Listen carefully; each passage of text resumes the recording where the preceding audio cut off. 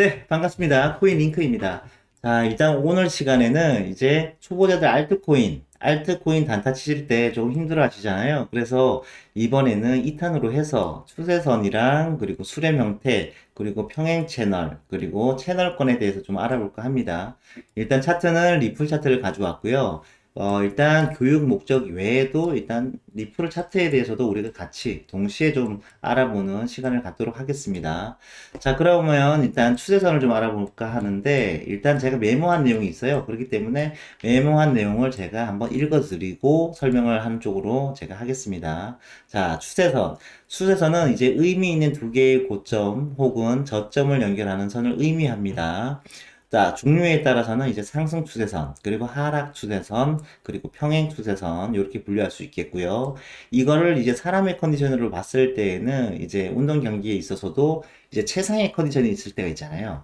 그러니까 최상의 컨디션일 때를 우리가 측정을 하고, 그리고 컨디션이 안 좋을 때를 측정을 하는 겁니다. 그렇게 되다 보면 전체적인 이 사람의 컨디션, 밸런스, 중간 값을 우리가 알 수 있겠죠. 그런 의미에서 이제 추세선을 그어서 지금 캔들의 흐름을 파악을 하는 겁니다.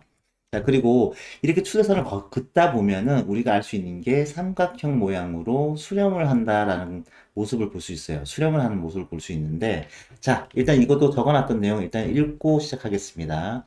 자, 수렴. 수렴은 이제 보통 수축과 팽창이라는 표현을 하는데, 이제 수렴은 보통 매수, 매도가 이루어지는 시점. 그런 것들을 우리가 정체기에서 이제 발산기, 하방으로 가던 상방으로 가던 표출하는 요렇게 저희가 두 가지로 나눠볼 수 있을 것 같아요. 수축과 팽창. 요런 식으로. 그리고 이게 운동으로 좀 비유하자면 이제 멀리뛰기와도 같은데 이제 멀리뛰기 할 때 보통 보면 우리가 휴식을 하는 때가 있고 또 몸을 풀고 그리고 또 도움 닫기를 하는 과정이 있습니다. 달려가는 과정이 있는데 그 다음에 이제 여기서 방향성이 틀리는 거를 우리가 이제 결과를 이제 도움 닫기 이후의 결과를 이제 방향성이 나왔다라고 우리가 표현을 하는 겁니다. 이렇게 아마 이해하시면 틀리지 않을 겁니다. 그리고 평행 채널 같은 경우에는 일단 최소 두 개의 고점, 그리고 한 개의 저점이 나와줘야 됩니다. 그리고 혹은 두 개의 저점과 한 개의 고점이 나왔을 때 우리가 채널을 그어 볼 수 있는 거고요. 그리고 채널도 만일에 일단 한번 그어 보도록 할게요. 자, 여기 채널을 그어 보면 일단 의미 있는 두 개의 저점 혹은 제가 아까도 얘기했습니다. 신뢰성을 높아지려면은 이런 게 겹치는 부분이 많아져야 됩니다. 이렇게 해서 이렇게 심플하게 위에 고점과 저점을 연결해서 채널을 만들어 볼 수 있는 겁니다. 이게 평행 채널입니다. 위아래로 나뉘어져 있죠. 그리고 채널권이 있는데 채널권은 어찌 보면은 좀 휴식기라고 봐야 될 것 같아요. 예를 들어서 여기서 하방으로 밀렸습니다. 하방으로 밀린 다음에 이제 여기에서 쉬어가는 겁니다. 쉬어가다가 다시 한번 힘을 내서 상단으로 올라왔고 상단에 올라와서 재차 상단으로 올라가기 위한 힘을 모으다가 힘이 빠져서 밑으로 빠져서 지금 하단에 이제 채널에서 이제 휴식을 취한다. 이런 거를 우리가 채널권이라고 표현할 수 있을 겁니다. 자, 일단 기본적으로 제가 메모했던 내용을 이제 다 얘기를 드렸고요. 자, 그러면 이제 하나하나 좀 알아보도록 하겠습니다. 일단 수렴을 좀 알아보도록 하겠습니다. 수렴을 좀 알아보면, 자, 여기 일단 보시겠습니다. 자, 보시게 되면, 자, 기본적으로, 자, 여기 일단 저점, 고점이 이렇게 삼각형 형태로 이제 수렴을 한다. 이래서 이제 대칭 삼각 수렴, 그리고 일반적인 이제 모양새입니다. 자, 여기서 가격이 싸기 때문에 사람들이 샀습니다. 샀는데, 여기 금액에선 좀 비싼데? 라고 하면서 팔았죠. 그리고 다시 한번, 이 정도 금액이면은 그래도 또 한번 사볼만 한데? 하면서 샀습니다. 그렇게 해서 여기서 다시 팔고, 그러면서 거래량은 점점 줄어드는 겁니다. 그렇게 되면 결국에는 삼각수렴, 대칭 삼각수렴의 끝자락에는 이제 5대5 확률로 이제 갈리는 겁니다. 5대5 확률로. 그래서 일반적인 수렴이면서도 5대5 확률이다. 이렇게 아시면 될 것 같고요. 그리고 여기 상승 삼각 수렴, 우리가 보통 어센딩 트라이앵글이라고도 얘기합니다. 자, 일단 고점이 픽스가 되어 있고 지금 저점을 계속 올리고 있는 겁니다. 일단 저점을 계속 올리고 있다라는 거는 생각보다 분위기가 좋다라는 거겠죠? 자, 여기에서 그래서 저점 이제 샀는데 여기 세력 입장에서는 이제 고점을 내주고 있지 않는 겁니다. 야, 여기 이상으로 올라갈 수 있을까? 개미들 입장에서는 이렇게 생각을 하는 거고, 그리고 세력 입장에서는 여기 위로는 절대 내줄 수 없어. 사수선이 되는 겁니다. 그렇기 때문에 고점이 유지가 되는 겁니다. 그러면서 거래량까지 만일에 줄게 되면, 그렇게 해서 이렇게 줄게 돼서 수렴을 하게 되면 이거 역시 5대5 확률로 사실은 봐야 되는 겁니다. 자, 상승 수렴형도 원칙. 자, 말씀드리기 전에 다 말씀을 드리자면 전체적으로는 다 수렴의 끝자락은 일단 5대5가 원칙입니다. 원칙이고 지금부터 말씀드리는 거는 제 일단 주관이 조금 포함되는 겁니다. 자, 말씀을 드렸어요. 그렇기 때문에 이렇게 약간의 그 호재가 있어서 전체적으로 사람들이 거래가 몰리고 있는데 이 고점을 계속 내주지 않는 거예요. 그러니까 기존에 물량을 들고 있었던 사람들이 계속 이 금액에서 팔아 제끼는 겁니다. 이 가격을 눌러주는 겁니다. 눌러주기 때문에 이런 경우 거래량이 줄고서 이렇게 되는 경우에는 결국에는 힘을 다하고 다시 한번 떨어질 가능성이 높습니다. 그렇기 때문에 이거는 보통 6대 4 정도로 저는 파악하고 있습니다. 6대 4 정도로 보고 있다. 이렇게 생각하시면 될 것 같고, 자, 그 다음에 이제 하락 삼각 수렴, 우리가 보통 이걸 디센딩 트라이앵글이라고도 표현하고요. 저점을 사수하는 겁니다. 저점을 사수하는 건데, 자, 다시 한번 얘기해 드릴게요. 다 5대5예요. 5대5인데, 자, 저점을 사수한다. 세력의 평단가가 만일에 그 바로 밑에 있었다라고, 만일에 우리가 가정을 한다라면, 자, 여기서 이 저점을 내주지 않는 거예요. 세력이 평단가를 내주지 않는 겁니다. 그 말의 의미는 뭐냐면 가격이 쌌기 때문에 샀는데 가격이 와 올라간다 했는데 여기서 팔아 제낍니다. 그리고 다시 한번 떨어지고 이런 식으로 하다가 결국에는 한 번쯤은 여기 저점을 내주지 않는다는 거는 세력 입장에서는 한 번쯤은 펌핑을 하려고 한다. 이렇게 저는 파악을 하고 있습니다. 그렇기 때문에 이런 경우에도 6대 4 정도 확률로 올라갈 가능성이 좀 더 높다. 저는 이렇게 생각합니다. 일단 요거 참고하시면 되고요. 요런 느낌. 그리고 이거는 좀 더 떨어지는 느낌. 6대 4. 그리고 요건 6대 4. 요렇게. 그리고 이거 라이징 웨지. 보통 우리가 이거 상승 쐐기형이라고 표현을 합니다. 무슨 말이냐면 저점을 계속 올려가면서 그러면서 고점도 같이 올라가는 거예요.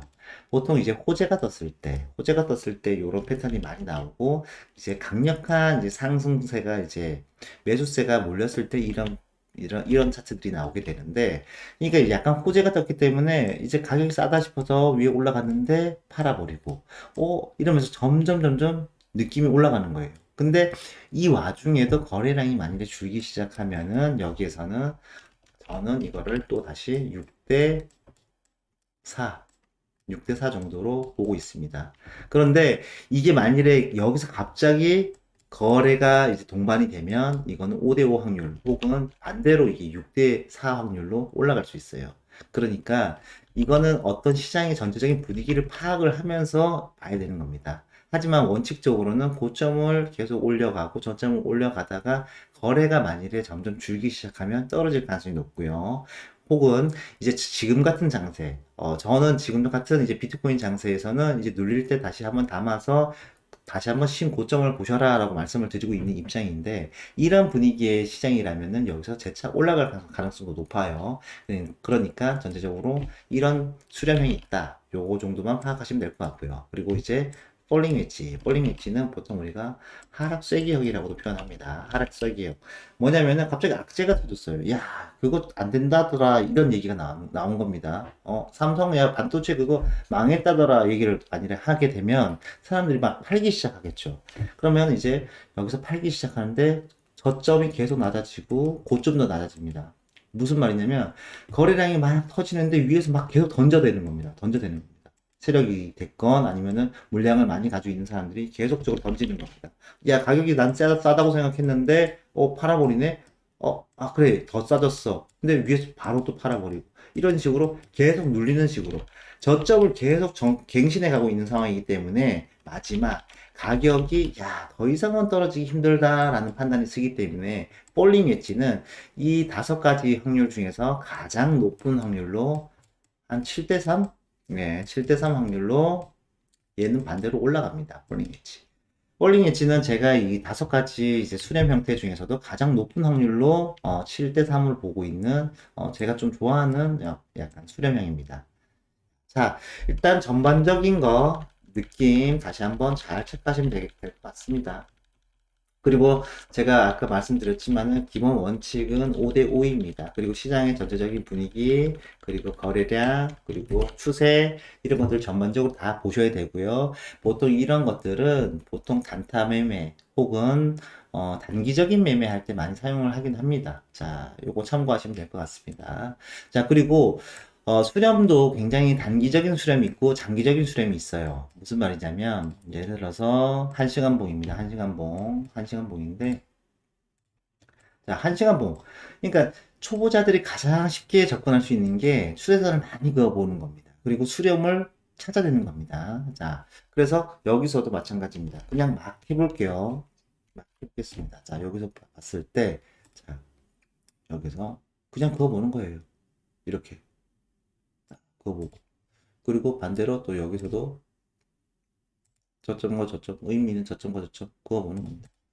그렇게 되면 우리가 볼 수 있는 게 뭐냐면 우리가 파악하기 나름인데 여기서 저점 다시 한번 부딪히고 다시 한번 이렇게 떨어졌었습니다. 그리고는 지금 위로 튀어져 올라갔죠. 근데 여기서는 다시 한번 부딪히고 떨어질 수 있는 겁니다. 이런 식으로 찾아내는 게 수렴형이고 이런 것들을 조금 더 낮은 확률, 조금 더 촘촘하게도 볼 수 있어요. 이런 식으로 이렇게 튀어져 올라갔다. 그렇기 때문에 전체적인 이게 정답은 없다고 말씀드렸어요. 하지만 여기서 제가 아까 말씀드렸던 것처럼 보통 이게 이제 이렇게 힘을 모아가다가 이제 분출을 한다. 한번 좀 터뜨린다. 그 과정이 이제 수렴이다. 자, 여기까지 정리하도록 하겠습니다. 그리고 또 단기적인 거 말고도 조금 장기적인 느낌 주봉 차트로 잠깐 보도록 할게요. 자, 주봉 차트를 보게 되면 우리가 큰 추세에서 이 사실 리플은 조금 애매했었습니다 이번에. 하지만 큰 추세에서 봤을 때 결과론적으로 전 접근하는 게 아니고요 실제로 그렇게 많이 나옵니다. 자, 요렇게 봤을 때 요렇게 봐야 될 것 같은데 음, 자, 요렇게 보도록 하겠습니다. 자, 요렇게 보시게 되면 뭐가 보입니까? 뭐가 보입니까? 큰 추세, 주봉으로 봤을 때 큰 추세가 나오는 겁니다. 주봉으로 봤을 때.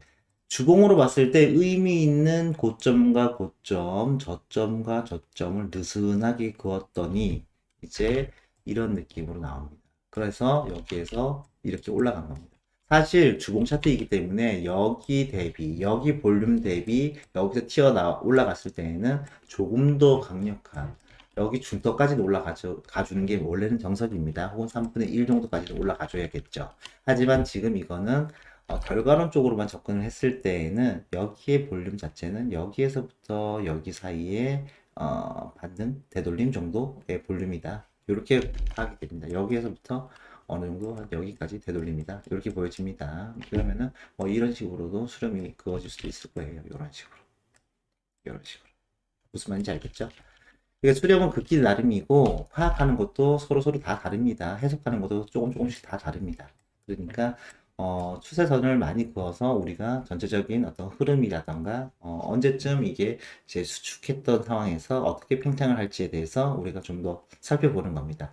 초보자분들이 가장 많이 할 수 있는 거고 그리고 이렇게 저점과 저점을 의미 있는 저점과 저점을 이제 이렇게 연결하게 되면 신뢰성이 높아지는데 이렇게 되면 예를 들어서 얘가 떨어졌을 때 여기를 지지받을 가능성이 높습니다. 여기서 지지받아줄 가능성이 높고 반대로 의미 있는 고점이 많아지면 지금은 하나,